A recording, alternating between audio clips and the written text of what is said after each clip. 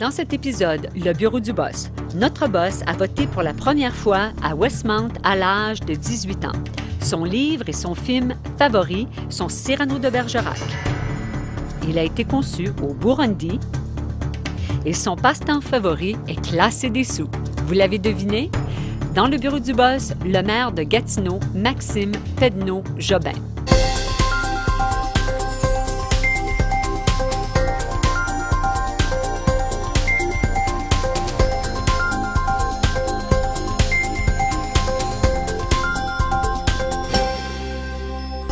Bonjour, je suis ravie de vous retrouver pour le bureau du boss.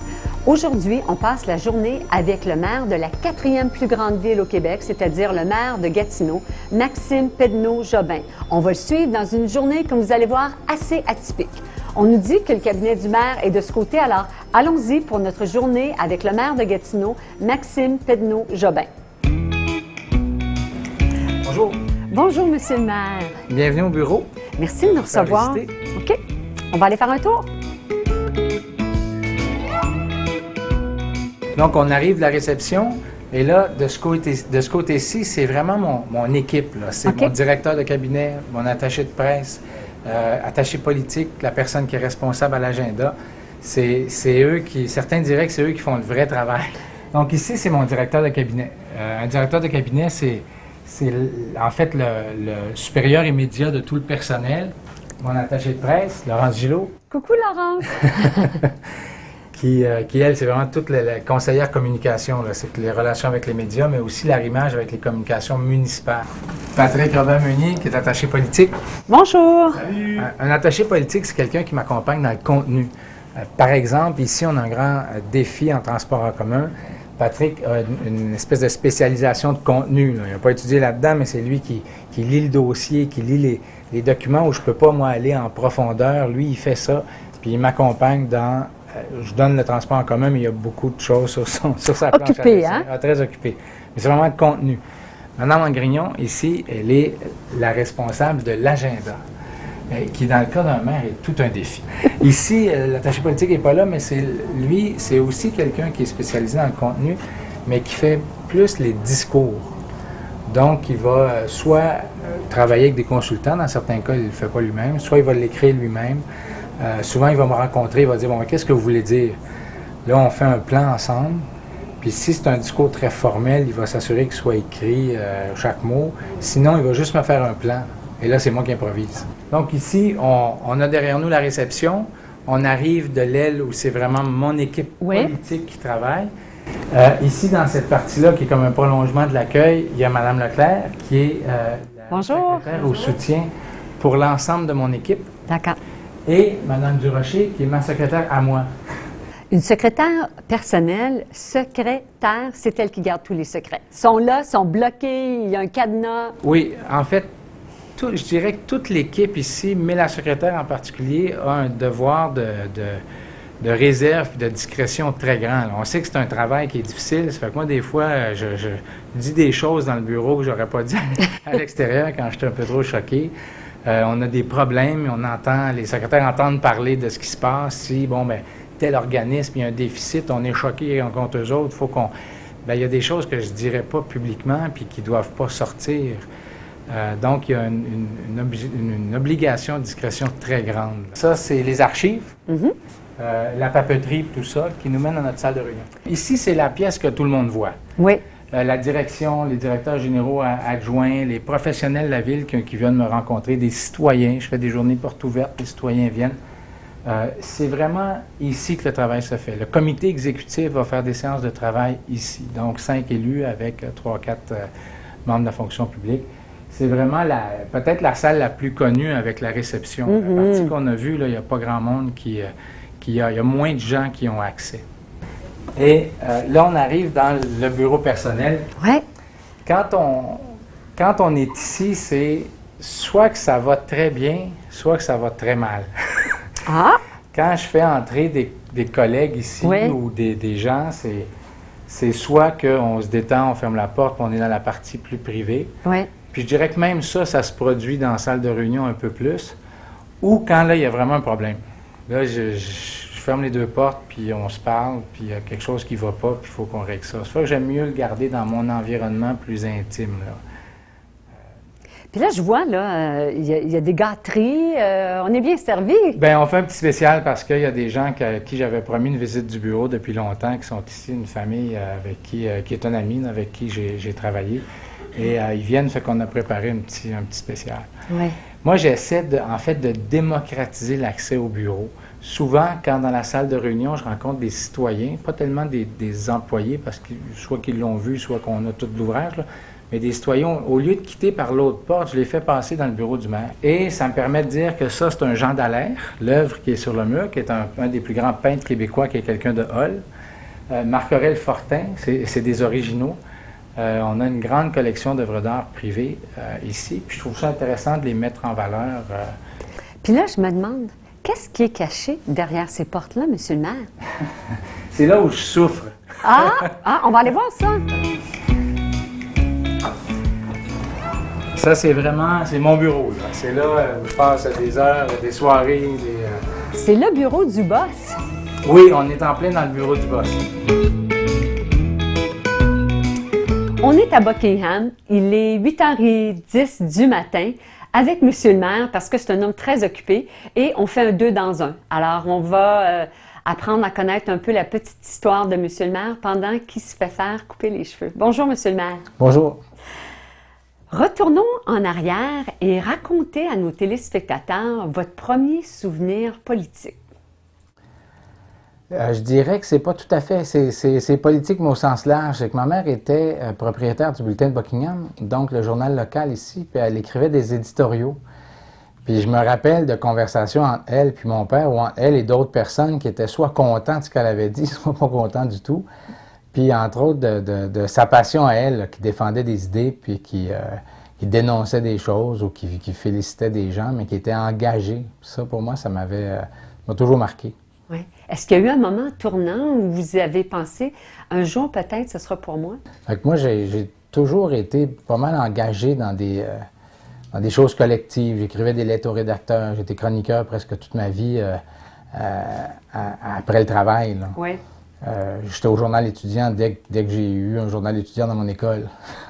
Ça fait que j'ai jamais vraiment rêvé de faire de la politique, mais j'ai toujours su que c'était une possibilité. Puis quand des occasions sont présentées, notamment au secondaire, ben j'étais président de mon école, là. Je voyais des problèmes, j'avais le goût de les régler, puis je me suis dit comment on fait ça? Ben, l'action politique est venue un peu naturellement. D'accord. Puis la première fois que vous avez voté, c'était quelle élection? C'était une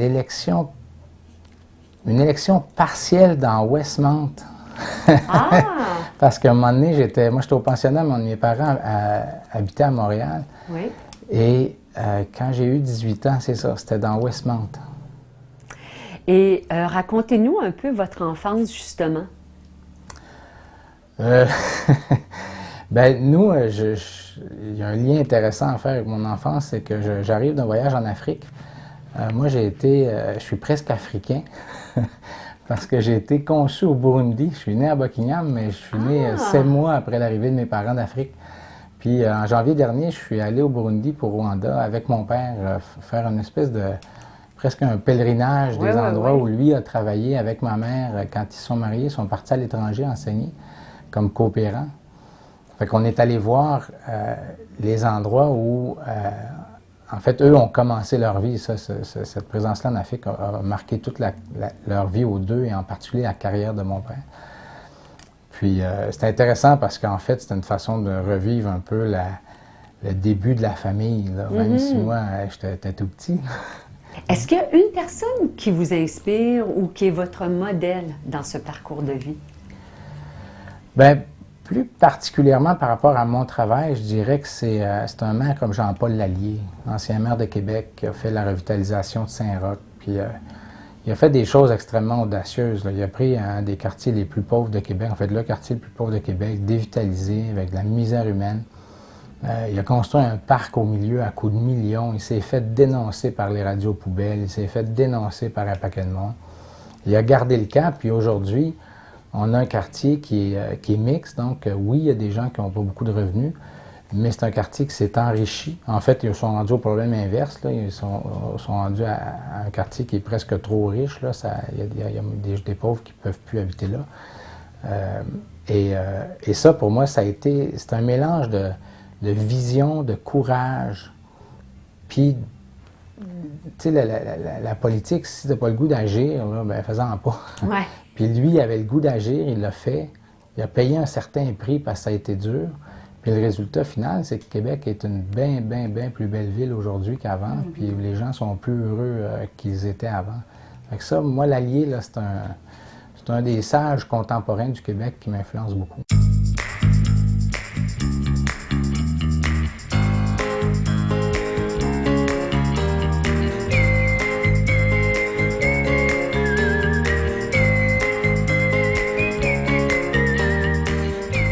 Monsieur le maire, racontez-nous une journée typique. Qu'est-ce qui se passe à tous les jours dans votre bureau et ailleurs? Je ne sais pas si c'est vraiment des journées typiques dans la vie d'un maire, mais disons que moi, je me lève, puis le matin est vraiment relié en fonction des enfants. Là, donc, jusqu'à l'heure... là, depuis 2 mois, je ne le dis pas trop parce que je ne veux pas trop mettre de pression sur mes épaules, mais je veux continuer. Là, depuis quelques mois, je m'entraîne. Ça fait que je me lève avant le lever des enfants. Là, je cours un peu, là, je fais du tapis là, pendant une demi-heure. Je prends ma douche, les enfants se lèvent, là on fait le déjeuner, on se prépare pour l'école et quand ils partent, je pars en fait pour le bureau. Fait que quand il pleut, je vais les porter. De temps en temps, quand j'ai de la chance, je marche avec eux jusqu'à l'école puis je reviens à la maison. Après ça, j'arrive au bureau le plus vite possible, mais moi j'habite à l'autre bout de la ville, ça fait que j'ai quand même entre, disons, 30 puis 40 minutes de transport le matin puis le soir pour venir au bureau. Et après ça, ça varie énormément. Là. Le mardi, par exemple, c'est le conseil est ensemble, on est en réunion toute la journée. Donc, on a un plénier, il y a un ordre du jour, il y a des réunions, il y a des débats politiques, il y a toujours un point de presse au milieu de la journée. Des fois, il y en a un autre en fin de journée. Et le soir, ça varie, mais c'est souvent des réunions, de temps en temps des sorties publiques. Des sorties publiques, moi, je dirais que j'en fais, par rapport à mon prédécesseur, j'en fais presque pas. C'était quelqu'un qui était énormément présent dans la communauté. Moi, pour la première année, je me suis vraiment donné comme objectif de m'impliquer de plus près dans la gestion de la ville. Ça fait que j'en fais moins, mais j'en fais assez souvent. J'ai quelques discours par semaine systématiquement. Mais c'est des journées qui sont toujours un peu par définition chaotiques parce que l'actualité va influencer un peu mon horaire.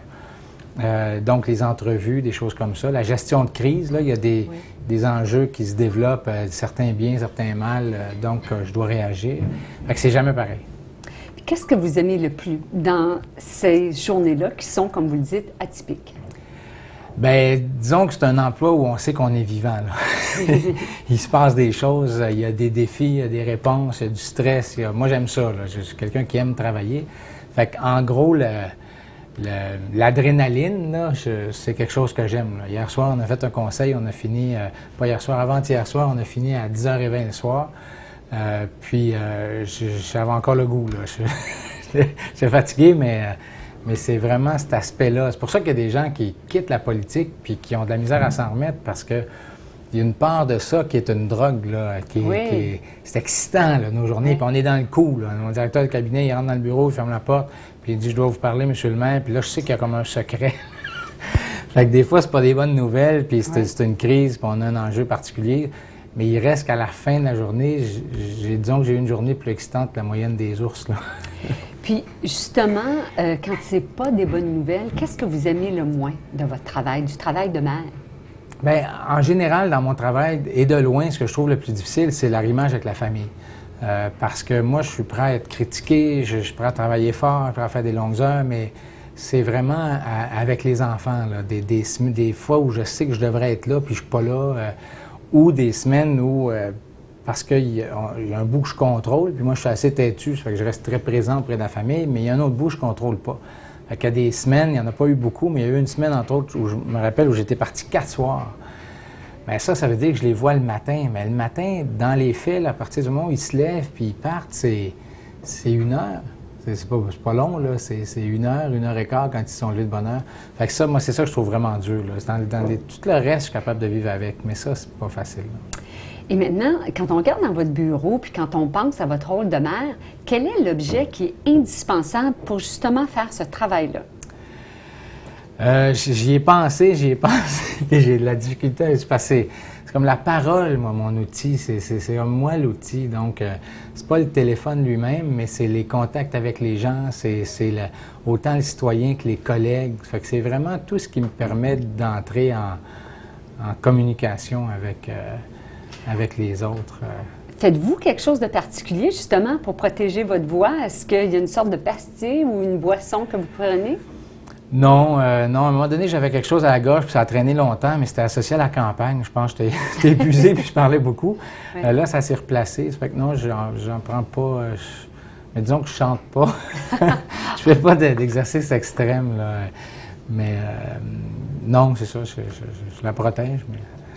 Le plus beau moment que vous avez vécu depuis votre entrée à la mairie, ici au cabinet du maire? Il y a eu beaucoup de beaux moments. Là. Je dirais que le plus beau, c'est l'adoption du programme du Conseil. Moi, je suis quelqu'un qui est un peu plate, qui fait de la politique vraiment pour le contenu, là, parce que j'ai des projets, j'ai des idées, Puis vraiment, quand on s'est donné un programme qui, je le reconnais, est tout à fait imparfait, mais en gros, comme conseil, on a dit, nous autres, là, on va aller par là. Bien, pour moi, c'était comme l'accomplissement de plusieurs années de travail avec un parti qui s'appelle Action Gatineau. D'abord, avec des citoyens qui rêvent à leur ville. Après ça, avec les collègues qui ont chacun leur programme puis qui ont été élus puis qui ne sont pas tous du même parti. On a travaillé assez fort pour arriver à un document qui, je le répète, n'est pas parfait, mais il reste que c'est une vision pour notre ville. Puis donner ça à Gatineau, moi, j'étais assez fier. Là. Quand j'ai vu le document adopté, là, je me suis dit, on avance, là, puis on avance dans un sens qui, moi, m'intéresse beaucoup. Puis, est-ce qu'il y a eu un moment où est-ce que vous étiez assis ici, puis là, vous avez regardé autour, vous avez dit, je suis arrivé, c'est fait? Non, puis je vais vous expliquer pourquoi. Parce que moi, j'ai vécu un moment qui m'avait vraiment touché. C'est qu'au milieu de ma campagne de 2009, ma première campagne comme conseiller, la personne que je remplaçais était conseillère de Buckingham, puis avant ça, avait été mairesse de Buckingham. Et pendant la campagne, ils ont fait une grande soirée pour lui rendre hommage. La salle était pleine, ça débordait, il y avait 300-350 personnes. Et c'était la communauté qui est la mienne, là, ma communauté plus proche, là, mon quartier, qui disait à cette politicienne-là, merci Jocelyne pour ce que tu as fait. Puis elle avait fait des bons coups, elle avait fait des mauvais coups, elle avait été critiquée comme tous les politiciens, c'est des hauts et des bas. Elle avait vécu des moments difficiles, notamment les fusions, là, où il y a des gens qui étaient presque agressivement contre, elle était pour, puis je me suis dit que c'est à peu près le seul moment, c'est à ce moment-là où il faut s'asseoir et dire « je suis arrivé ». Tu sais, le but, c'est pas d'être dans le bureau ici, le but, c'est d'avoir fait quelque chose à la fin. Puis dans cette rencontre-là, je me suis dit, il ne faut jamais que j'oublie ça. Le but, c'est pas de gagner l'élection. L'élection, c'est un outil pour transformer quelque chose. Gagner l'élection, je dis pas que c'est facile, mais n'importe qui est capable. Tu sais, c'est une mécanique, puis mais transformer sa ville, puis je dirais juste faire comme elle a fait 15 ans de politique, puis avoir sa communauté proche qui lui dit merci. Là. Je me suis dit, c'est ça le party de la victoire. C'est pas le 3 novembre après qu'on a gagné l'élection. Le parti de la victoire, il est en fait à la fin du mandat. Fait que je suis pas rendu là. Puis un jeune qui un jour, ou une jeune, rêve d'être un boss comme vous, d'être maire de Gatineau, qu'est-ce que vous lui diriez?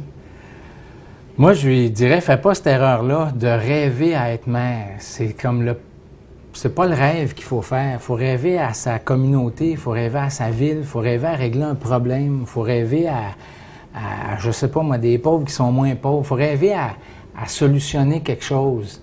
Puis il faut que le poste de maire ou le poste de politicien en général là, soit un outil pour arriver là. Si on rêve à occuper le poste, là, moi je ne donnerai pas de nom, mais j'ai vu un politicien qui a gagné ses élections, puis il a justement dit ça. En fait, c'est pas vrai. Il y avait toutes sortes de problèmes, ça fait 6 mois que l'élection était passée, puis il disait « jamais été aussi heureux ». Mais il était noyé d'un problème. Je me disais, son objectif profond, c'était d'être élu. Mais c'est une erreur, ça. Il faut que l'objectif, ça soit d'avoir changé quelque chose. Ça fait que je dirais vraiment aux jeunes, là, considérez la politique comme un outil. Puis si un jour, naturellement, vous et votre communauté, vous en allez vers ça, parce que c'est un outil d'arriver à quelque chose, là, vous allez faire une bonne job. Mais rêver d'être maire, rêver d'être député, rêver d'être premier ministre, moi, je pense que c'est pas le bon rêve. On est dans le bureau du maire de Gatineau. Et Monsieur le maire, pourriez-vous nous faire la visite du proprio? Bien, ici, on est vraiment dans la partie la plus intime de mon bureau.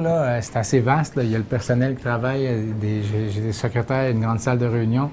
Mais ici, c'est là où c'est vraiment mon coin à moi. Là. Donc, j'ai mes dossiers, des photos de famille, des documents à lire, des documents de référence, mon ordinateur. Là. Je passe beaucoup de temps ici. Oui. Et j'ai quelques photos symboliques, là, comme ici, plus en haut, c'est au moment de la victoire de 2009, où j'ai mon petit garçon qui est à mes pieds, puis je fais mon discours de victoire. Puis une élection, c'est toujours un peu dur pour les enfants parce qu'ils s'ennuient. Oui. Fait que là, ils se collaient ce soir-là. Ils savaient que c'était fini, puis qu'on recommençait à être un peu normal. Oui. Il y a un autre portrait de victoire, je pense. Oui, ici, c'est le baiser de la victoire de mon épouse. Quand je venais juste d'apprendre, c'était vraiment chaud, là, je venais juste d'apprendre que c'était confirmé que j'avais la majorité. Là. Puis ici, c'est un peu plus symbolique, là, c'est avec les tambourineurs burundais du Burundi, qui est un petit pays d'Afrique centrale. Monsieur Kanonko Philippe, qui est un ancien ambassadeur du Burundi, mais qui est un ami de la famille, et qui était un homme décédé aujourd'hui, et qui était un homme d'État qui, pour moi, est un modèle d'homme d'État. C'est-à-dire que le Burundi, c'est un peu comme le Rwanda au niveau ethnique, là, donc ils ont vécu des difficultés très grandes, puis lui était un des modérés rassembleurs qui mettait en fait les intérêts collectifs avant ses intérêts à lui, avant les intérêts de sa communauté d'appartenance. Puis c'était un ami, là, ça fait que je me suis dit que ça avait une importance d'avoir là pour me rappeler de ce qui est essentiel. Là.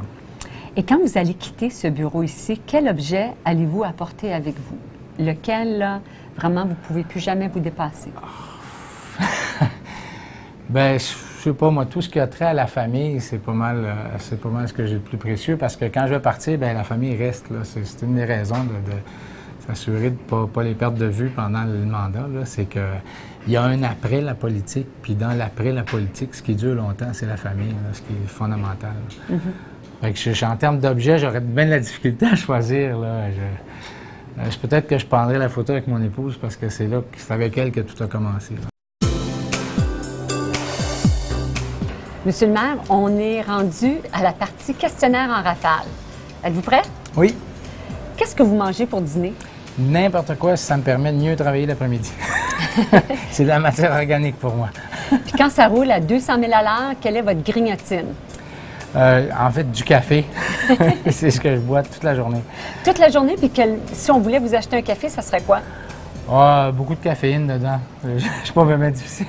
Puis là, beaucoup de raffinement. Alors, un café noir pour Monsieur le maire toute la journée? Oui, beaucoup de lait. Beaucoup de lait.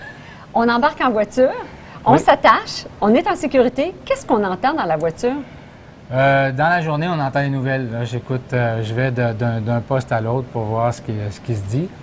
Puis sinon, j'écoute un peu de musique classique là, pour me détendre, mais très, très souvent, il n'y a rien. Vraiment, là, je baisse mes fenêtres, il n'y a pas de musique, il n'y a pas de radio. Je me détends comme ça. Puis là, on vous annonce, vous partez en voyage, vous êtes à la maison, vous êtes à faire votre bagage. La première chose qui va dans votre valise, vous partez jamais sans ça. Moi, j'ai toujours un bon livre qui me suit. Toujours. En fait, j'en lis plusieurs en même temps, oui. Là, mais en voyage, j'aime ça avoir un bon livre qui me permet de me dépayser, pas juste le jour, mais le soir aussi en lisant. Alors, en ce moment, sur votre table de chevet, quel livre? C'est un livre qui s'appelle « Ils ont couru l'Amérique », puis c'est l'histoire, la biographie des coureurs des bois qui ont construit la Nouvelle-France, en fait, qui l'ont explorée. Puis c'est fascinant parce que c'était des expériences extraordinaires qui vivaient dans un environnement où ils ne connaissaient rien, qui était hostile. Puis ils ont vraiment réussi à apprivoiser cette terre-là d'Amérique. C'est vraiment fascinant comme livre. Puis on a relativement peu d'informations sur eux. Puis là, c'est un auteur qui a tout concentré ce qu'on sait sur Étienne Brûlé, sur la Vérandrie, sur les grands explorateurs. Puis c'est fascinant. Quelques favoris? Alors, votre film favori? Mon film favori? Moi, j'ai une pièce de théâtre qui est aussi un film que j'en ai même appris des bouts par cœur, c'est Cyrano de Bergerac. Puis le film de Cyrano m'avait épaté parce que on revoyait vraiment la pièce, puis toute la grandeur de la pièce. Là. Ouais. Depardieu est extraordinaire là-dedans. Là, Ouais. Donc, c'est à la fois le livre et le film préféré, je dirais. Là. Puis alors, le livre et le film. Et maintenant, une chanson favorite. Je dirais que quand c'est mon petit garçon qui chante. Qu'est-ce qu'il chante? Qu'est-ce qu'il chante? Il chante beaucoup les choristes. Puis il a une petite voix, il a 9 ans, là, puis ça, c'est extraordinaire. Pouvez-vous nous en donner un petit bout, juste pour lui? Ah, pour le bien de vos auditeurs, j'aime mieux pas m'essayer. L'appel de qui prenez-vous toujours? La famille, tout le temps. Même en réunion, l'entendre, c'est clair. Là, quand le téléphone sonne puis que c'est la maison, je réponds toujours. Votre petite bête noire, qu'est-ce qui vous agace, vous irrite?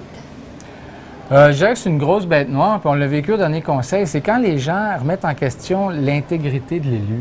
En disant, vous faites quelque chose de malhonnête. Mais non. Moi, peut-être que je fais des erreurs, peut-être que je prends des décisions qui sont pas bonnes, peut-être que prends des décisions qui sont peut-être bonnes, mais que les gens n'aiment pas. Mais quelqu'un d'honnête qui fait son possible. Ça fait que ça, quand on pousse la critique jusqu'à l'intégrité personnelle, moi, ça m'agresse. Ça, c'est là où quel serait le petit juron qu'on vous entendrait peut-être dire? Ah, je jure pas tellement, là. J'ai eu une réunion récemment où j'ai dit là, j'arrête de parler parce que sinon je vais sacrer. Puis non, j'essaie de pas dans ma fonction, là, d'en priver un peu plus, là. Puis qu'est-ce qu'on connaît pas de vous qui pourrait surprendre nos téléspectateurs?